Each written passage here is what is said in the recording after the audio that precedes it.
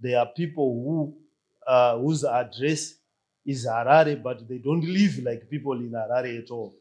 They have no amenities. They have no roads. There is no planning. There are no health facilities.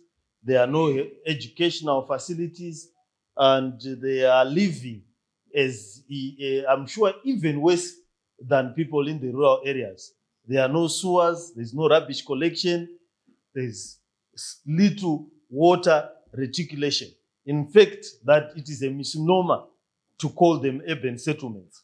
Their characteristics are closer to camps than settlements in name and deed. Of course, some of them have started building permanently, but this is a legacy issue.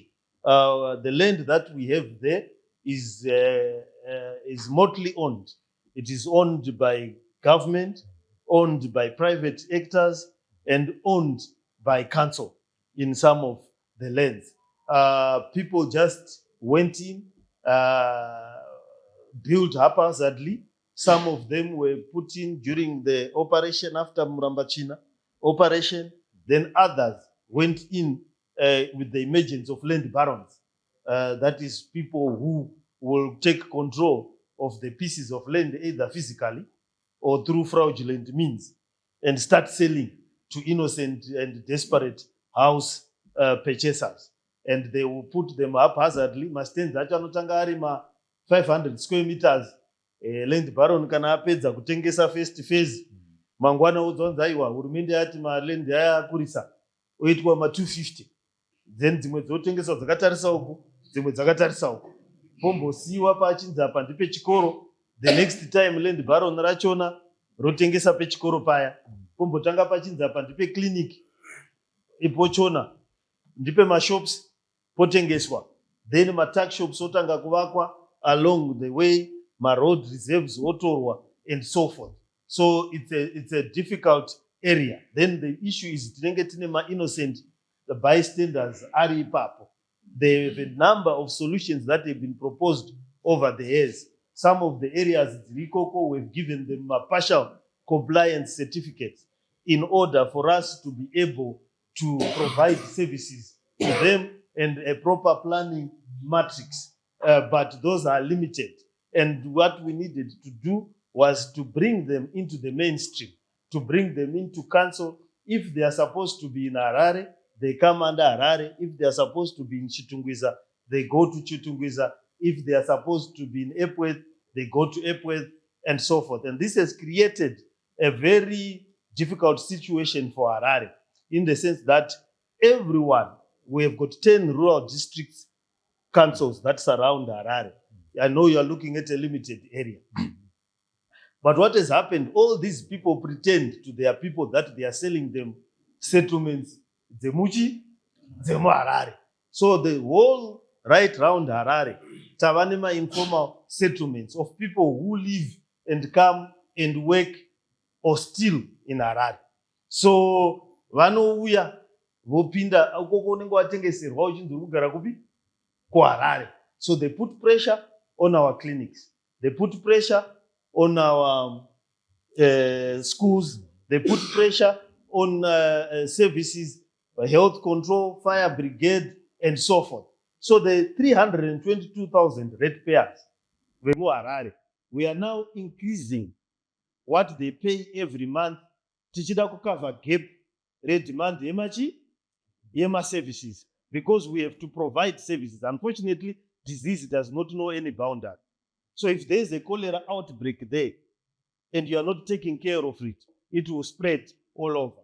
Education also does not know boundaries. People want to learn. So if you go to these southlands every morning, it's like an invasion as children walk kilometers into Glenora, Glenview, Highfields, trying to what? To get an education. So it puts pressure on these schools.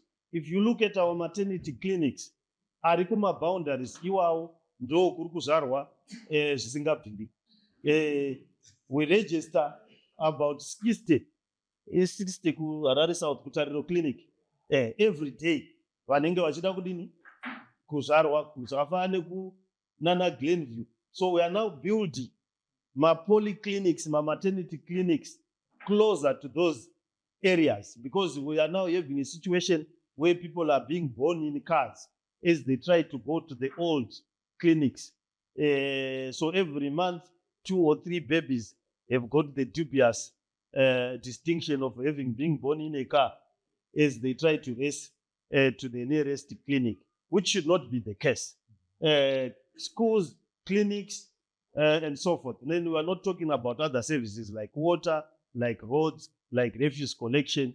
They are literally not there.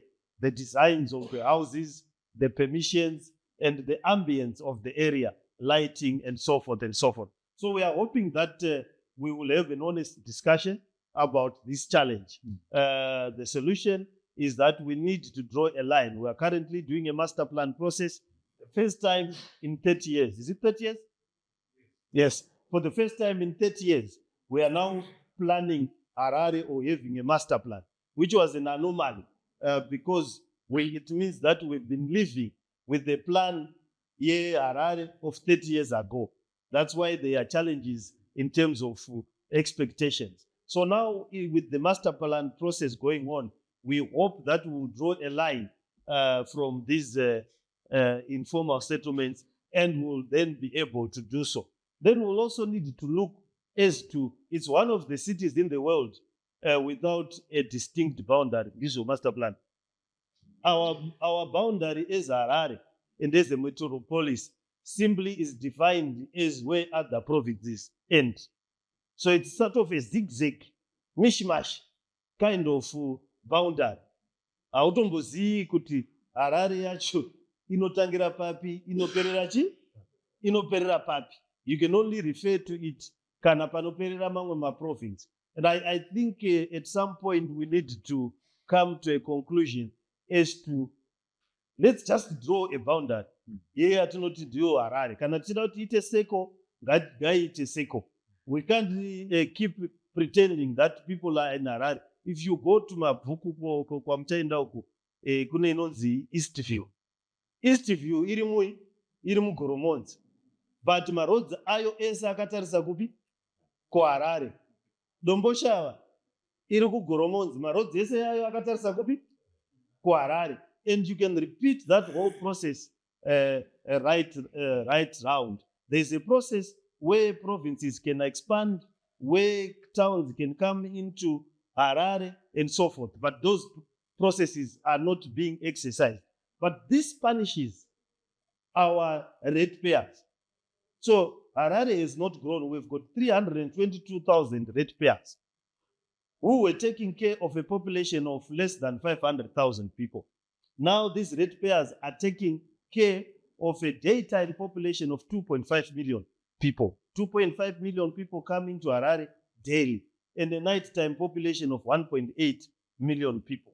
And these are only catered for by 322,000 properties. And what has happened is that our finance people have simply increased the cost for those ratepayers to take care of all these other people who are freeloading into Harare.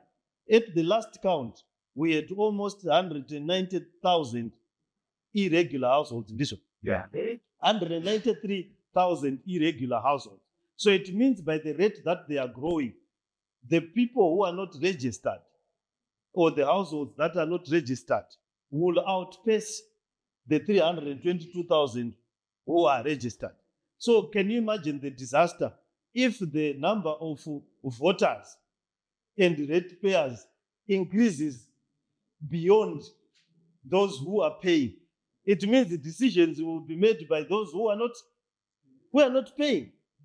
So the chaos will be self-fulfilling because the person who is paying rent cares about the road, about the lights, about the facilities.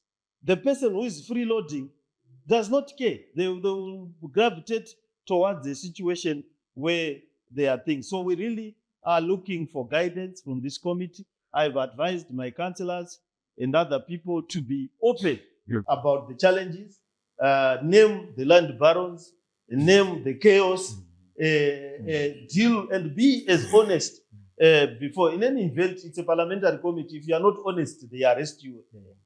So you need to be honest. It goes without saying. So we hope that we will be as open, and also more importantly, we need the solution. We need to be able to give them guidance as to what we propose are the solutions from our technical people, so that they can help us. They are the ones that can call the minister, call the government, and direct resources to these areas that we are talking about. These people deserve a decent living.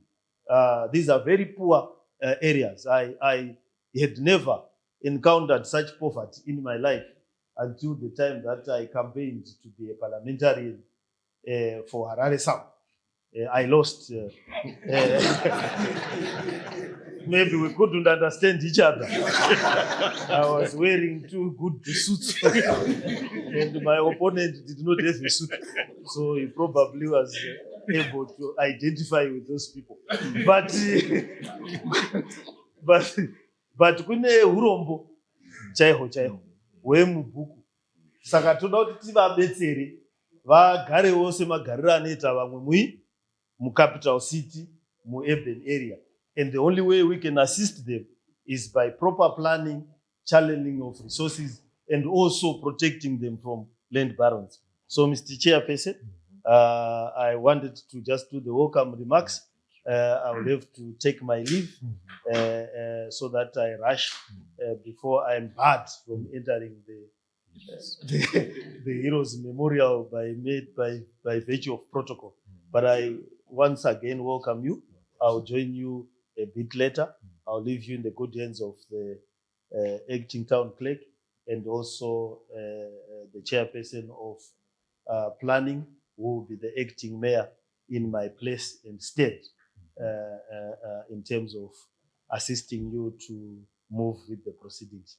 But thank you, honorables. I will be joining you a bit later.